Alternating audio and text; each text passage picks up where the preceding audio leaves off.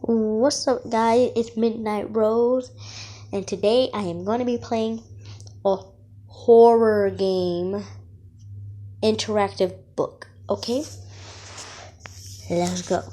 I speak English, no Espanol. Read book. Dark Forest, J.L. Cabarello. One of the finest vehicles of the large Versetti fleet approaches the Stanley gates of the family residence. A huge, luxurious mansion constructed with the finest material to be found in the whole of Scotland. The car drives through lonely gardens for over 70 meters, but when it stops at the mansion's front entrance, nobody steps out the vehicle, as the butler patiently waits as ready to welcome the vehicle's occupants.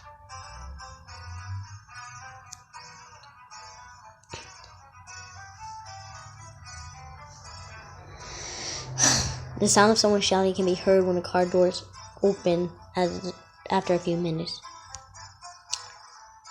"That's the last time I'm putting up with your slurs and your insult," yelled Louis Versetti, son of the multimillionaire Peleo Versetti.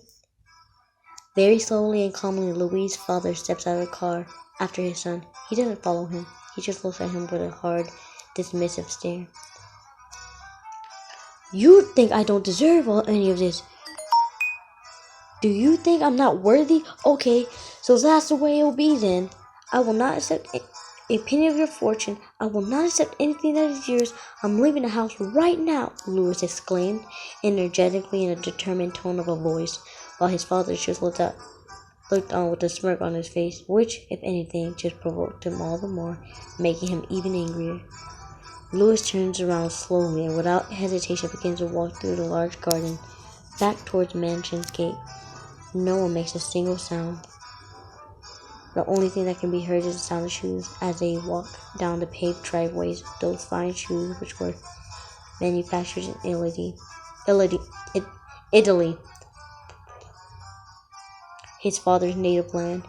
His father came to this country when he was very young and single-handedly became a millionaire in just 10 years by creating multiple companies. Louis is about to reach the gate, and all he's taking with him is him to face the world on it's just a leather jacket and some money in his wallet. "I'll show you what I can accomplish on my own," thanks the 23-year-old who feels he is ready to forge his own path in life. Before leaving the ground, he turns a little to the right to look at the small storage shed where old things are kept and where he noticed his old motorcycle is stored. It's been years since he last used it, so it must be very dusty and maybe even a little rusty. But Louis is almost certain that it still works. Although Louis has been determined to leave on foot, he thinks it will be much better on that bike. He's about to go pick up the bike when he remembers it was a gift to him by his father when he was 15. Stops in his tracks and thinks for a moment.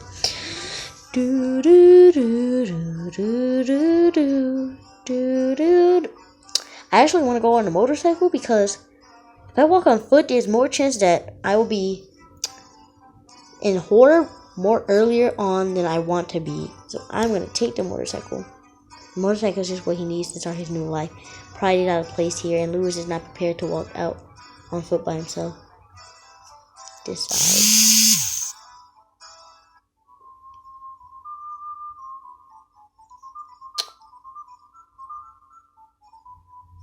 I know it's been rejected. Stop telling me it's been rejected. Take the motorcycle. Oh. Yeah. Oh, okay. Louis walks to the storage. Okay. Louis walks to the storage where the motorcycle is, opens the door, and sees it's in a corner, covered by a blanket. He grabs hold of the dusty blanket and removes it slowly. The bike looks new. Its silver color still remains the same intensely as he remembers it. He hops on, and it even smells new. The key is on the ignition. He never used to take it off because he was worried he might lose it. He turns the key and the motorcycle starts as before, without the slightest problem. When the majestic gate of almost 4 meters in height opened, the verdant expanse of Minstray, a beautiful Scottish forest, comes in view. The family and their servants moved to that country as a matter of security and business 17 years ago, when Lewis was a little boy. Since then, the Vercetti family has fallen on hard times, and Paolo and his son Louis are the only 2 family members left. The mansion was built away from the town. The location of the fort is quite peculiar, as it was wedged between the township and the Ochil Hills, so it's not hard to spot. Foxes, deer, and rabbits are to come across the occasional legend. Many call it Dark Forest. Louis crosses the entrance gate at over 80 kilometers per hour, leaving all his memories behind him. Only the forest stands between Louis and his new life. His father wanted a quiet place to live and built the mansion as far as from the township as possible, so there was over an hour's driving time to get to town. Ooh, that's long. Are you sure you have enough gas in there to last? Probably not.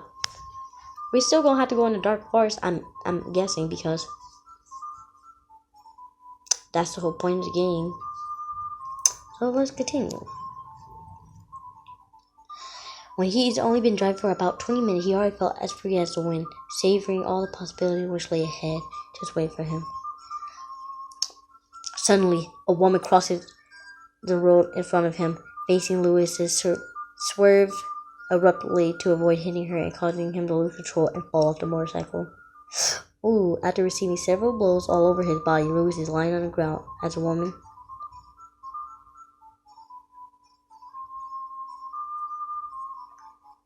When a woman comes to his assistance, holding his head up.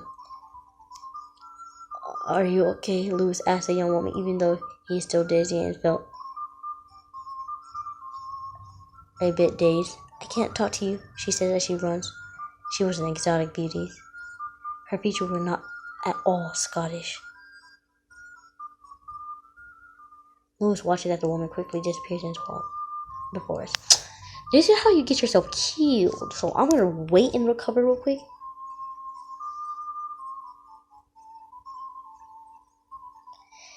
It is wise to wait a bit longer to recover from the fall. Louis has always dismissed witches' tales as false, but he is beginning to doubt that now. Louis is stunned by what's happened, and there's something so strange about the woman that makes him start to wonder. He begins to remember the legend of the mysterious forest, tales told by the old residents. Rumor has it that a witch lives in the forest, and her existence dates back to almost 2,000 years. Many people claim they have seen her, yet differ in their stories. Some say she's a very beautiful woman with a soft voice. Others say she's a blonde, mature woman with the ability to turn into a beast.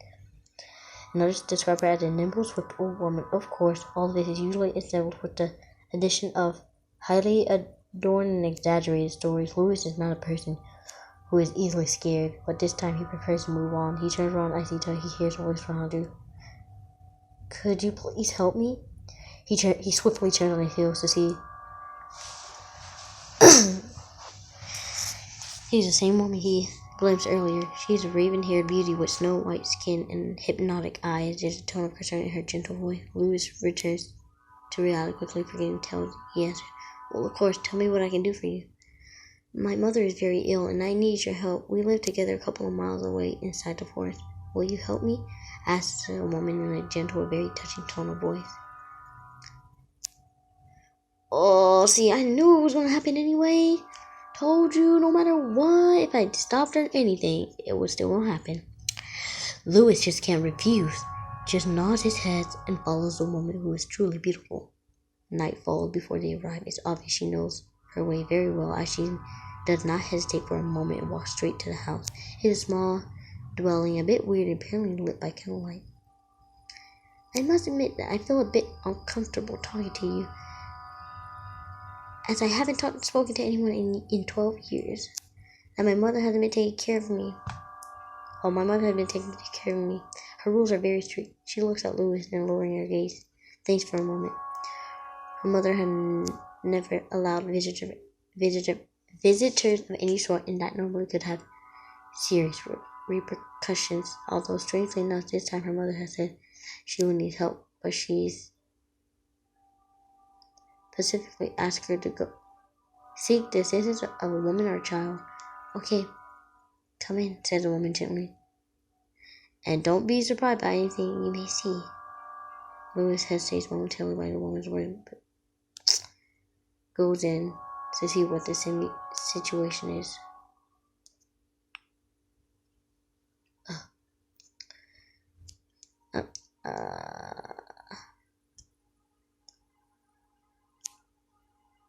The house creaks with every step. It's a bit dark, as it's only lit by dim candle. While walking, he touches the wall with him. Hand feels very vicarious layer overlaying it. It cannot avoid feeling his skin crawl. All manner of the gadgets hang from walls to ceilings, including charms, stuffed animals, and glass bottles.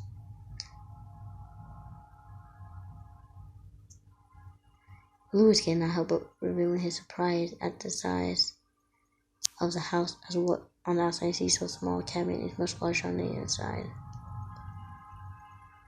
When they reach the mother's bed. And that's all I'm giving you guys. Sorry about that. I'm leaving you guys at a cliffhanger. Well, it's your girl Midnight. Hope you like my videos and subscribe. And without further ado, peace.